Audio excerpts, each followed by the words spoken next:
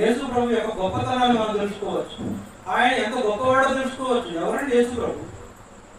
యేసు ప్రభు ఎవరు? కలువరి శిలువలో మానవుల పాపము కొరకై ప్రాయశ్చిత్తమైన వాడు, మానవుల పాపాల కొరకు రక్తం కార్చిన వాడు, ఆ కార్చిన రక్తంలో మానవుల పాపాలను కడిగిన వాడు.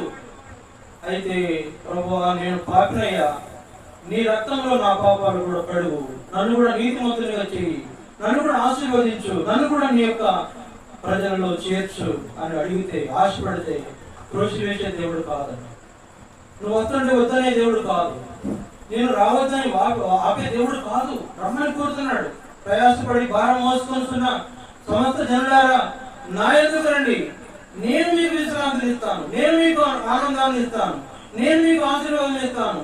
ఇదిగో నా రక్తంలో మీ పాపాలు కడిగి వేస్తాను, మీ పాపాలను మీకు దూరంగా విసిరివేస్తాను, మీ మీద